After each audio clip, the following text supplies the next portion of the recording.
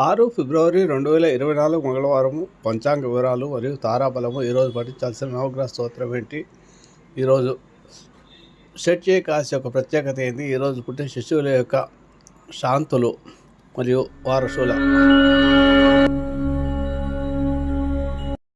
అందరికీ నమస్కారం. Lakkaraju Muralidhar Rao astro and remedies ఛానల్కు స్వాగతం. ఓం శ్రీ గురుభ్యో నమః. ఓం శ్రీ మహాగణాధిపతి. అందరికీ నమస్కారం. ఈ వీడియోలో 6 ఫిబ్రవరి 2024 పంచాంగ వివరాలు మరియు తారాబలము, నక్షత్రాల వారిగా మరియు ఈరోజు పఠించాల్సిన నవగ్రహ స్తోత్రం ఏంటి, ఈరోజు ప్రత్యేక రెమెడీ ఏమైనా ఉందా మంగళవారం రోజు, అలాగే ఈరోజు పుట్టిన శిశువుల యొక్క శాంతుల వివరాలు, వారసుల వివరాలు ఈ వీడియోలో. 6 ఫిబ్రవరి 2024 మంగళవారము, శ్రీ శోభకృత సంవత్సరము, పుష్యమాసము, హేమంత ఋతువు, ఉత్తరాయణము. ఈరోజు ఏకాదశి, ధనిష్ట కార్తీ ప్రారంభమవుతుంది తెల్లవారుజామున 5:35 ఈరోజు సూర్యోదయం 6:37 ప్రారంభమవుతుంది, సూర్యాస్తమయం 5:55 అవుతుంది. ఈరోజు తిథి బహుళ ఏకాదశి, మధ్యాహ్నం 12:02 వరకు ఉంటుంది. నక్షత్రం మూలా నక్షత్రము రాత్రి 3:40 వరకు, అంటే తెల్లవారుజామున 3:40 వరకు ఉంటుంది. ఇక యోగము హర్షణము తెల్లవారుజామున 3:47 వరకు, కరణము బాలవ మధ్యాహ్నం 12:02 వరకు. శుభ సమయాలు అంటూ ఏమీ లేవు. ఈరోజు రాహుకాలము మంగళవారం 3 గంటల నుంచి 4:30 ఎప్పుడు ఇలాగే ఉంటుంది. యవగడ్డము 9 నుంచి 10:30 వరకు. దుర్ముహూర్తము ఉదయం 8:24 నుంచి 9:12 వరకు, తిరిగి రాత్రి 10:46 నుంచి 11:36 వరకు ఉంటుంది. వర్జము ఈరోజు ఉదయం 11:52 నుంచి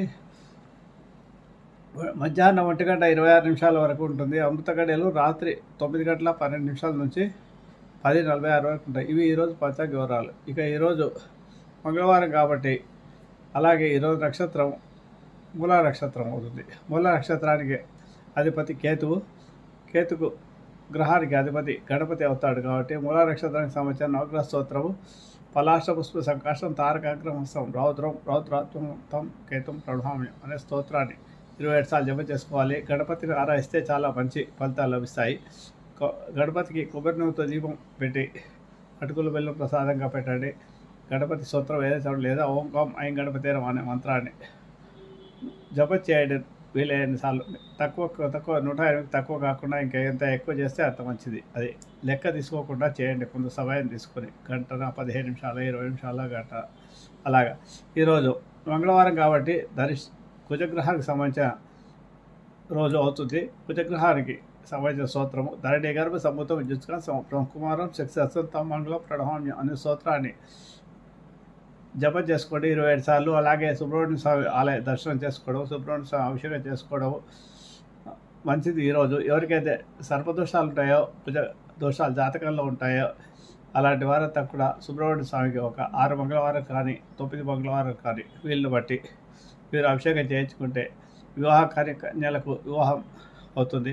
అలాగే ఏమైనా అనారోగ్య సమస్యలున్నా, కోర్టు సమస్యలున్నా, భూ సంబంధమైన సమస్యలున్నా వాటన్నిటికీ పరిష్కారం లభిస్తుంది. సర్పదోషాలు వాళ్ళకు సంతానం కలగకపోతే సంతానం కలగడానికి కాను ఈ 6 మంగళవారాలు అభిషేకం చేయించుకుంటే మీకు సంతాన యోగం కలుగుతుంది సుబ్రహ్మణ్య స్వామి యొక్క అనుగ్రహం వల్ల. ఇది ఈరోజు. ఇక ఈరోజు మూలా నక్షత్రము తారాబలం ఈ విధంగా ఉంది. అశ్విని మగ మూలా నక్షత్రాలకు జన్మతార అవుతుంది కాబట్టి బాగాలేదు. భరణి పూర్వపల్గని పూర్వాషాఢ నక్షత్రాలకు పరమైతి తార అవుతుంది కాబట్టి ఈరోజు బాగుంది. కృత్తిక ఉత్తరాపల్గని ఉత్తరాషాఢ నక్షత్రాలకు నైదం తార అవుతుంది కాబట్టి, మిత్తి తార అవుతుంది కాబట్టి బాగుంది ఈరోజు. అలాగే రోహిణి హస్త శ్రవణ నక్షత్రం వాళ్ళకి నైదం తార అవుతుంది కాబట్టి బాగాలేదు. అలాగే మృగశిర చిత్త ధనిష్ట నక్షత్రాల వారికి సాధన తార అవుతుంది కాబట్టి బాగుంది ఈరోజు. ఆరుద్ర శతవిషం పూర్వభద్ర నక్షత్రాలకు ప్రత్యక్తార అవుతుంది కాబట్టి బాగాలేదు. అలాగే పునరుసు విశాఖ పూర్వభద్ర నక్షత్రాలకు క్షేమతార అవుతుంది కాబట్టి ధన విషయంలో ఏమైనా పనులు చేసుకోవచ్చు. పుష్యమి అనురాధ మరియు ఉత్తరాభద్ర నక్షత్రాలకు విపత్తార అవుతుంది కాబట్టి బాగాలేదు. ఆశ్లేష జ్యేష్ఠ రేవతి నక్షత్రాలకు సంపత్తార అవుతుంది కాబట్టి ఈరోజు బాగుంది. ఈ రకంగా ఇవి ఈరోజు తారాబలం ఉండే నక్షత్రాలు. ఇకపోతే ఈరోజు చంద్రబలం ఉండే రాశులు ఏంటంటే, మూలా నక్షత్రము ధనుసు రాశిలో ఉంటుంది కాబట్టి దసరాగా ఉంటుంది కాబట్టి ఈరోజు వృషభ రాశికి మరియు మిథున రాశికి, కర్కాటక రాశికి మరియు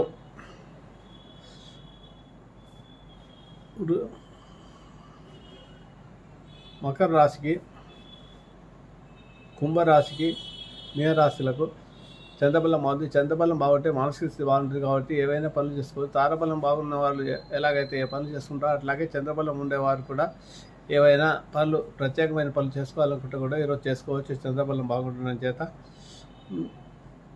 ఇకపోతే ఈరోజు మూలా నక్షత్రానికి పుట్టిన శిశువులకు కేతు మహాదశతో వీరి యొక్క జీవితం ప్రారంభమవుతుంది. మూల నక్షత్రం మహాదోష నక్షత్రం. ఈ దోషంలో ఏ పాదంలో జన్మించిన వారికైనా కూడా దోషం ఉంటుంది. దీనికి కాను వీరు చేయాల్సినది ఏంటంటే మహాన్యాస రుద్రాభిషేకాలు, నక్షత్ర జప హోమాదులు చేయించుకోవాల్సి ఉంటుంది. అలాగే వీరు చేయాల్సిన దానం ఏంటంటే రుద్రాభిషేకాలు చేయించిన బంగారంతో చేయించిన మహిషాన్ని శక్తి కొద్ది చేయించి దానం ఇవ్వాల్సి ఉంటుంది. ఇవి చేయడం వల్ల ఈ మూల నక్షత్రం యొక్క దోషాలు తొలుగుతాయి. ఈ నక్షత్రంలో పుట్టిన వారు మంచి క్రమశిక్షణాపరుడు, కష్టపడి పనిచేసేవాడు, మహాజ్ఞాని అయి ఉంటాడు, ధనవంతుడు కూడా అయి ఉంటాడు, అన్ని రకాల సౌఖ్యాలు అనుభవించేవాడు అయి ఉంటాడు, బంధువులను పోషించేవాడు అయి ఉంటాడు, అభిమానవంతుడు అయి ఉంటాడు, డిసిప్లిన్ క్రమశిక్షణలో నడిచే వ్యక్తిగా అయి ఉంటాడు, స్త్రీ పుట్టిన సర్వ సౌఖ్యాలు అనుభవించినదిగా, విద్యాధనములను కలిగి ఉండేది ఉంటుంది, విద్యాధనములందు ఆసక్తి లేనిదై ఉంటుంది. ఈ రకంగా ఈ మూల నక్షత్రంలో జన్మించిన వారికి లక్షణాలు ఇలా ఉంటాయి. ఈరోజు మంగళవారం కాబట్టి ఉత్తర వారసులో ఉంటుంది కాబట్టి ఉత్తరం వైపు ప్రయాణం చేయకూడదు. ఉత్తరం వైపు ప్రయాణం చేయాలంటే తూర్పు వైపుకి వెళ్ళి కొంత దూరం ప్రయాణించిన తర్వాత ఉత్తరం వైపు వెళ్తే అక్కడ అత్యవసరమైన పనులు ఉంటేనే ఉత్తరం వైపు వెళ్ళి ప్రయాణం చేసుకోండి, లేనిచో వాయిదా వేసుకోండి. తూర్పు వైపు ప్రయాణం చేసుకుంటే ధనలాభము, విజయలాభము, కార్యలాభము జరుగుతుంది.